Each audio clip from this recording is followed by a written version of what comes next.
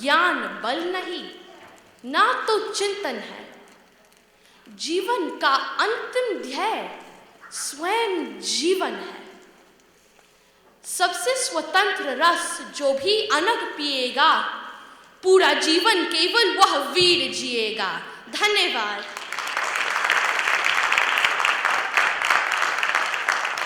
अब आ रही हैं क्रमांक 807 पर संजना गोयल।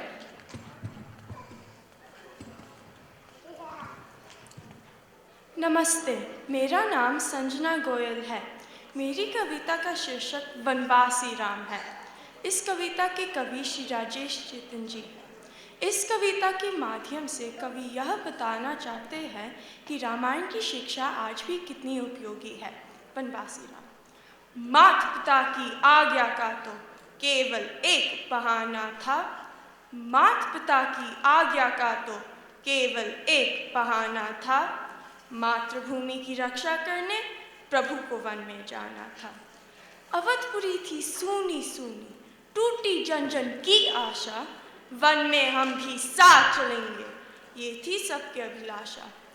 अवधपुरी के सब लोगों ने प्रभु से नाता जोड़ लिया। चुपके से प्रभु वन को निकले, मोह प्रजा का छोड़ दिया। अपने अवतारी जीवन का उनको धर्म निभाना था।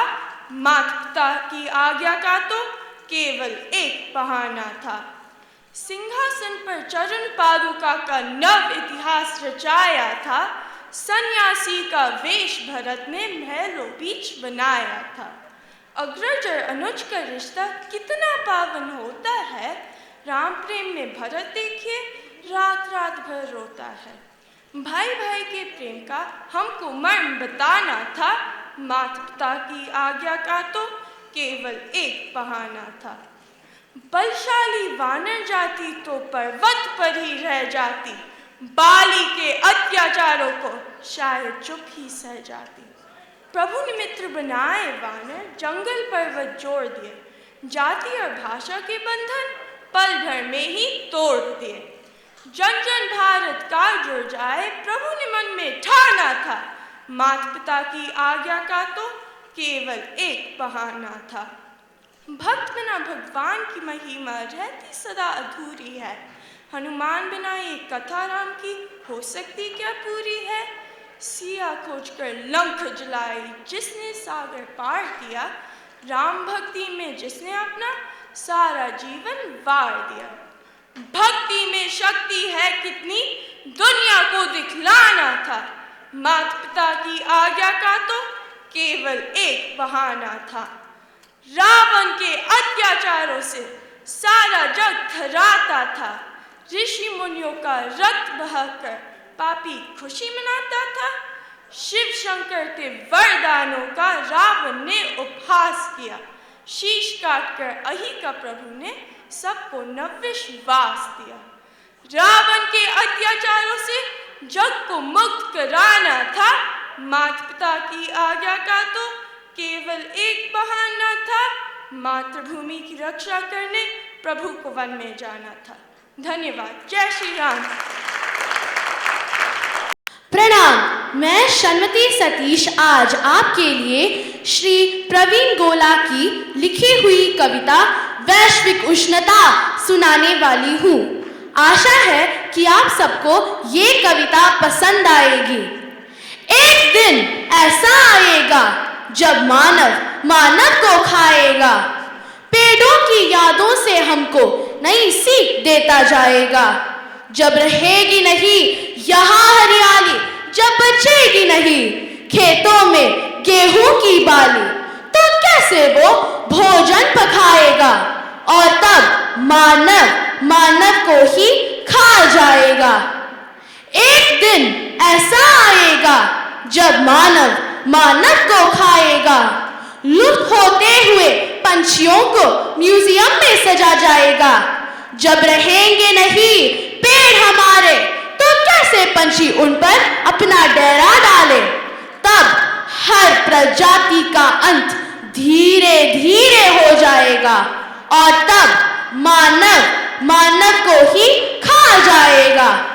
धुआं चारों ओर तूने ही फैलाया, शुद्ध हवा का स्तर हटाया, वाद तूफान भूकंप को बढ़ाया, दुश्मन प्रकृति को तूने ही बनाया। ध्वनि, मिट्टी, जल, वायु आदि सब पर्यावरण हमारे, इनसे अपना नाता जोड़ो, इनको मित्र बनाओ।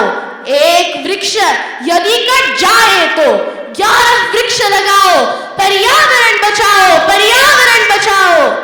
वातावरण को दूषित करके तुम स्वस्थ नहीं रह पाओगे। स्वच्छ हवा न ले पाए तो घुट घुट कर मर जाओगे। आओ मिलकर कसम ये खाए, प्रदूषण को हम दूर भगाए। प्रकृति की गोद में जन्म लिया है, फिर इसको क्यों उजाड़ना चाहता है? स्वाद साधने के बाद मुंह फेर लेना, क्या मानव यही तेरी मानवता है?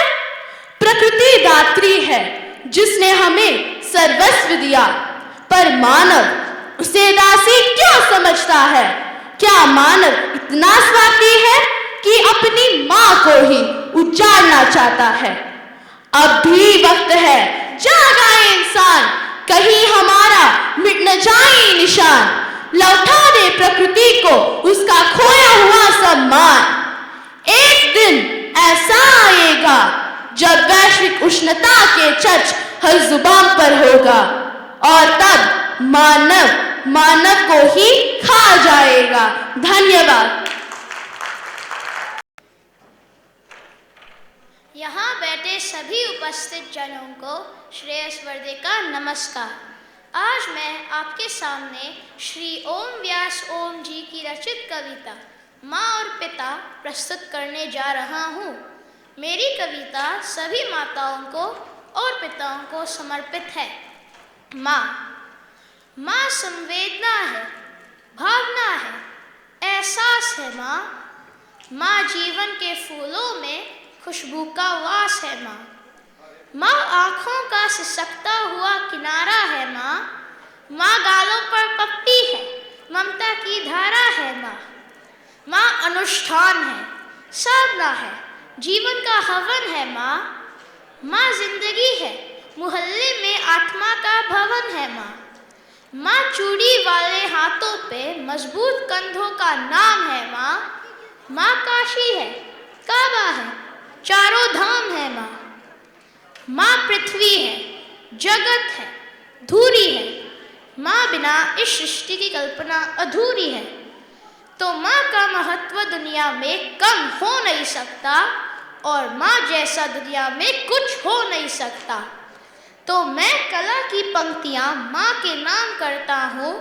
मैं दुनिया की सब माताओं को प्रणाम करता हूँ।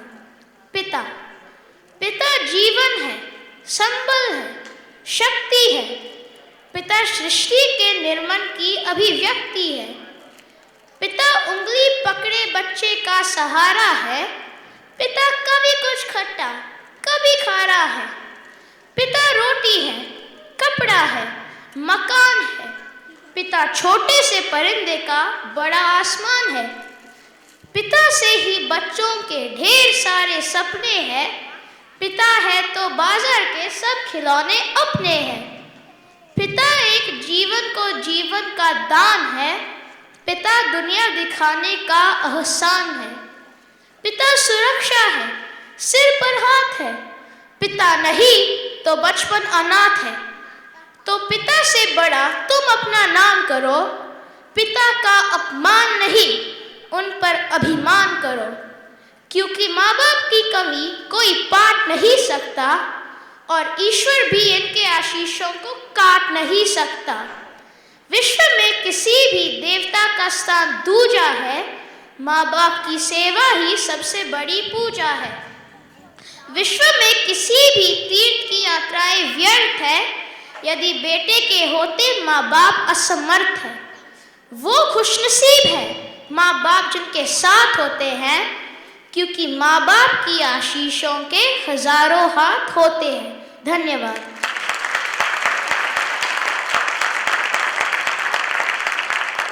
क्रमांक 810 पे आ रही है विशाखा तिवारी।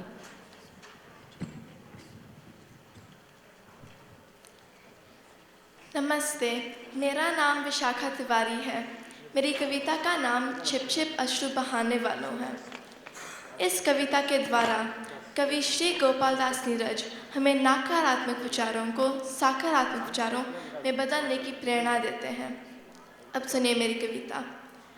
छिप छिप अश्रु बहाने वालों, मोती व्यर्थ बहाने वालों, कुछ सपनों के मर जाने से जीवन नहीं मरा करता है। सपना क्या है?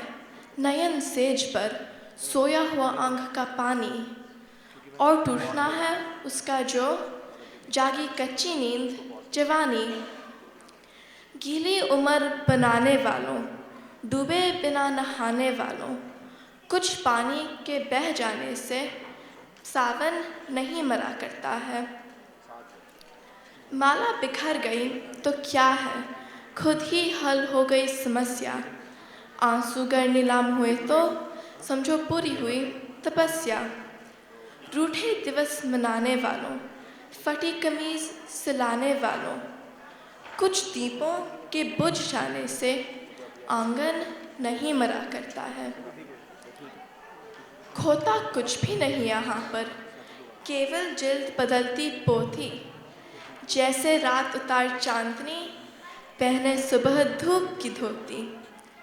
वस्त्र बदलकर आने वालों, चाल बदलकर जाने वालों, चंद खिलौनों के खोने से बचपन नहीं मरा करता है। लाखों बार गगरियां फूटी, शिकन न आई पनघट पर। लाखों बार किश्तियां डूबी, चहल पहल वही है तट पर। तम की उम्र बढ़ाने वालों, लौ की आयु घटाने वालों, लाख करे पतझड़ कोशिश, पर उपवन नहीं मरा करता है। लूट लिया माली ने उपवन, लूटी ने लेकिन गंध फूल की। तूफानों तक ने छेड़ा पर, खिड़की बंद न हुई धूल की। नफरत गले लगाने वालों, सब पर धूल उड़ाने वालों, कुछ मुक्तों की नाराज़ी से दर्पण नहीं मरा करता है। धन्यवाद।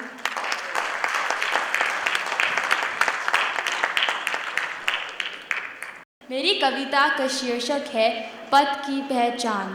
इसके कवि का नाम है श्री हरिवंश राय बच्चन जी।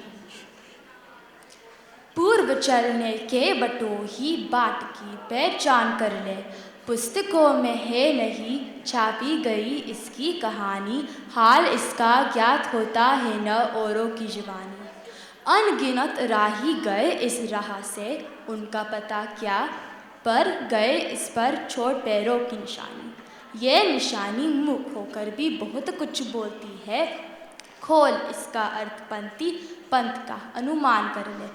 पूर्व चलने के बटोही बाट की पहचान कर ले। है अनिश्चित किस जगह पर सरित गिरी के वर मिलेंगे, है अनिश्चित किस जगह पर भगवान सुंदर मिलेंगे। किस जगह पर यात्रा खत्म हो जाएगी ये भी अनिश्चित है। अनिश्चित कब सुमन कब कंटकों के शर मिलेंगे। कौन सहसा छुट जाएंगे मिलेंगे कौन सहसा। आपड़े कुछ भी रुकेगा तू न ऐसी आन कर ले। पूर्व चलने के बटोही बाट की पहचान कर ले। कौन कहता है कि स्वप्नों को न आने दे हृदय में, देखते सब है इन्हें अपनी उम्र अपने समय में। और तू कर यत्न भी तो मिल नहीं सकती सफलता। ये उदय होते लिए कुछ ध्येय नैनों के दिले में, किंतु जग के पंथ पर यदि स्वप्न दो तो सत्य 200। स्वप्न पर ही मुग्ध मत हो, सत्य का भी ज्ञान कर ले। पूर्व चलने के बटोही बाट की पहचान कर ले। स्वप्न आता स्वर्ग का, धृक कोरकों में दीप्ति आती। पंख लग जाते पगों को, ललकती अनुमुक्त छाती। रास्ते का एक कांटा पांव का तिल चीर देता, रक्त के 2 बूंद गिरती, एक दुनिया डूब जाती।